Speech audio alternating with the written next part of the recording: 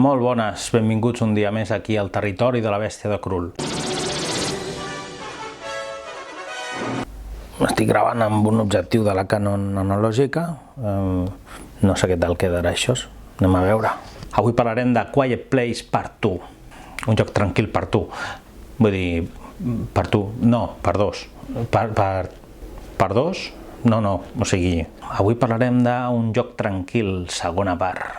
Pel·lícula dirigida per John Krasinski, igual que ja va fer amb la primera part, també interpretada per ell i la seva parella, l'Emily Blunt. Segona part d'una pel·lícula de ciència-ficció, de terror, de ciència-ficció, que va sorprendre quan es va estrenar, que en el seu moment ja ens va oferir una mirada diferent, sobretot pel tema del muntatge d'àudio, de com la trama girava entorn al silenci, no? I la manera en com estava realitzada, de com ens anaven explicant l'angoixa dels personatges que havien de moure's el més silenciosament possible per no ser descoberts i atacats pels alienígenes, atacats per uns monstres que assumíem que eren alienígenes per la seva configuració final quan els acabàvem veient al final de la pel·lícula, no?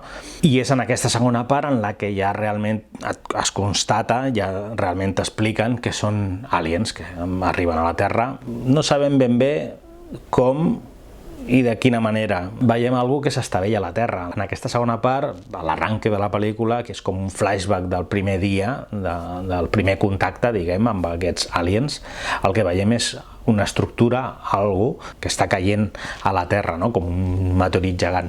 No sabem, perquè no es veu, perquè no t'ho mostren en detall, si es tracta d'una nau espacial, si es tracta d'un meteorit, i no sabem si és una nau pilotada per aquests aliens que s'està estrellant, no sabem si aquests aliens podrien ser una mica com la versió fosca dels Critters, no? Tot i que tal com es comporten després al llarg de la trama, tant de la primera com de la segona pel·lícula, tampoc els acabo de veure com éssers massa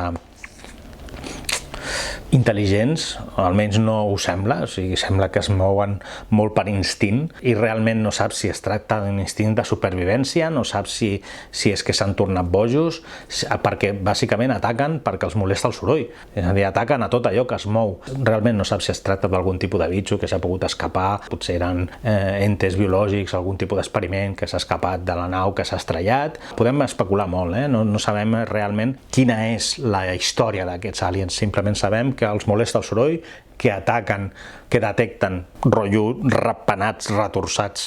Qui sap, potser aquest meteorit que s'estrella a la Terra, meteorit o nau, sigui el que transportava aquests aliens, potser és una espècie d'avançadilla per fer neteja del planeta, perquè després vinguin els que volen ocupar-lo, no? No ho sabem, la veritat és que no t'ho expliquen. Són incògnites interessants que et pots preguntar, si vols, arrel de veure la pel·lícula, que no tenen resposta. I si algun dia la volen desenvolupar, doncs segurament serà qüestió que facin més pel·lícules. Pel·lícules que de cop i volta, quan menys t'ho esperes, et foten un susto. Aquesta segona part el que sí té és que, en el fons, respecta moltíssim el mateix estil, to, la mateixa línia que la primera. Un podria pensar que amb l'èxit de la primera, doncs aquesta haurien volgut buscar una miqueta el blockbuster, no? Buscar la pel·lícula més espectacular. I és espectacular en tant en quant veiem més dels aliens. És un terror més diürn. La primera part tenia un terror com de suspens, de silenci, d'inquietant, i aquest és més, el terror d'aquesta pel·lícula és més d'angoixa survival. En aquesta realment hi ha enfrontaments, hi ha persecucions, hi ha moments de tensió més clàssics, per dir-ho d'alguna forma. Aquesta segona part s'encarrila més cap a una narrativa més tradicional, tot i que intenta, en alguns moments de la trama, mantenir el to que ja va d'alguna forma aportar la primera, no? Però aquesta segona part el que intenten és anar una miqueta més enllà sense allunyar-se excessivament, per no perdre's, perquè evidentment en el moment que busques fer un blockbuster de ciència-ficció superespectacular podríem haver vist moltíssimes coses. Un podria esperar veure militars, batalles, es podria haver vist, jo què sé, anys després, l'evolució de l'armament, podríem haver vist una guerra entre humans i aliens, tot això que estaria molt bé i que ja ho hem vist amb altres pel·lícules com les que ha fet Verhoeven amb Starship Troopers, pel·lícules com el Tom Cruise, El filo del mañana, tot i que jugava una mica amb els viatges en el temps, pel·lícules com la que s'estrena a Amazon, La guerra del mañana, pel·lícules que juguen molt amb el tema de l'espectacle visual. I aquesta saga no. Un lloc tranquil, tant primera part com segona part, són pel·lícules contingudes, pel·lícules de suspens. Són survivals pausats, són survivals que juguen amb l'angoixa dels personatges, pel·lícules en les que qualsevol petit error dels protagonistes pot ser absolutament nefast. En aquest sentit, aquesta segona part sorprèn menys. Aquesta segona part és com un capítol més, és un petit pas cap endavant, però tampoc és un pas de gegant en la història. Aquesta segona part continua directament de la primera, és el dia següent, i realment no avança gaire més. Aquesta pel·lícula abarca 2-3 dies de la vida dels personatges després del que ja van veure a la primera part. Llavors no podem esperar un gran salt en la història, simplement és una petita continuació.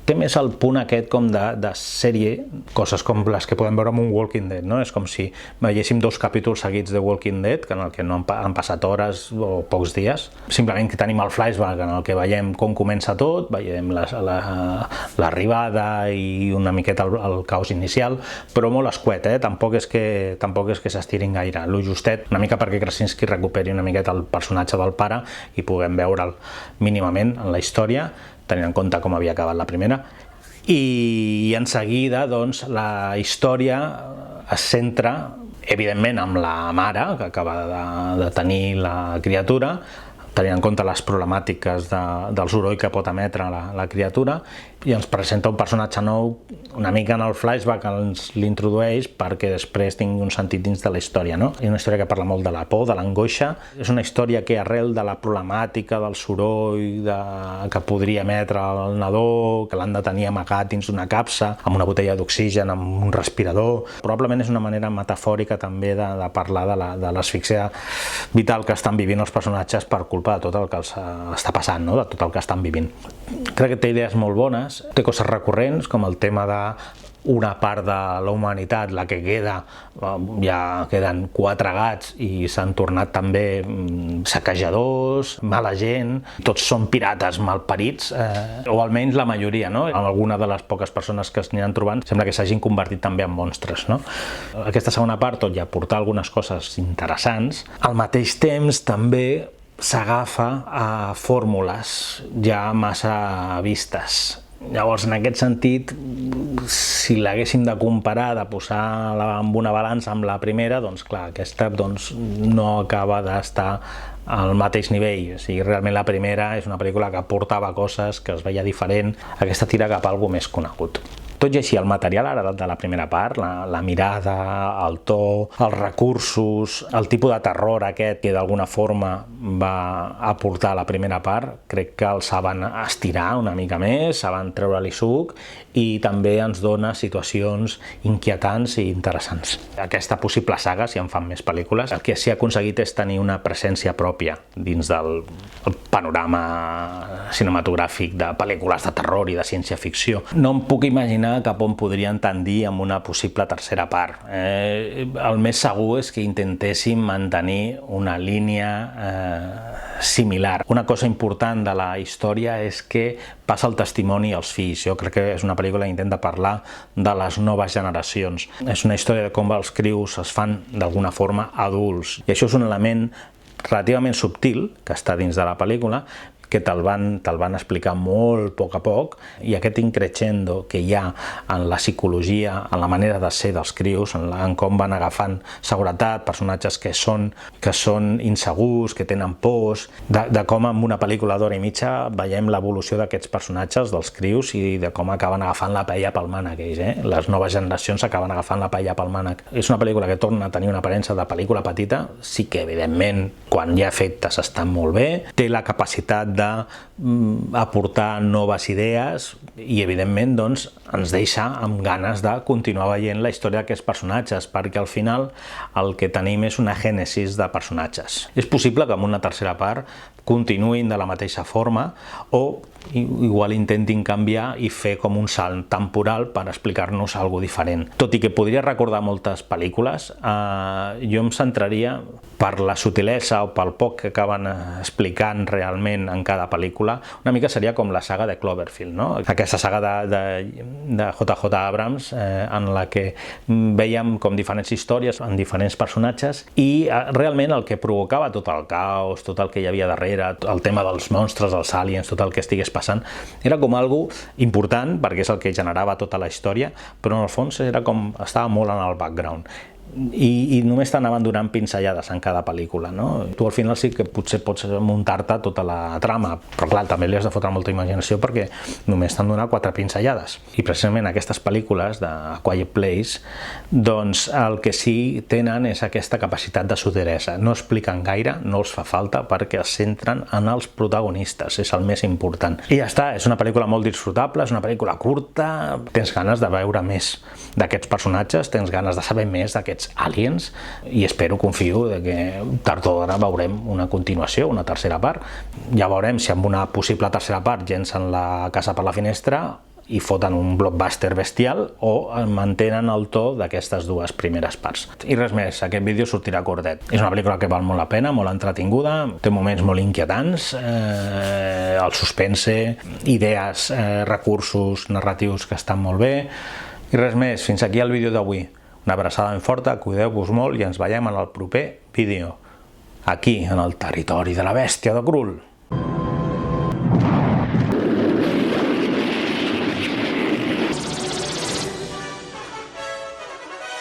Aquest vídeo quedarà fatal. Entre que estic gravant amb un objectiu de la Canon antiga i tot el soroll que estem sentint, aquest vídeo no servirà per res.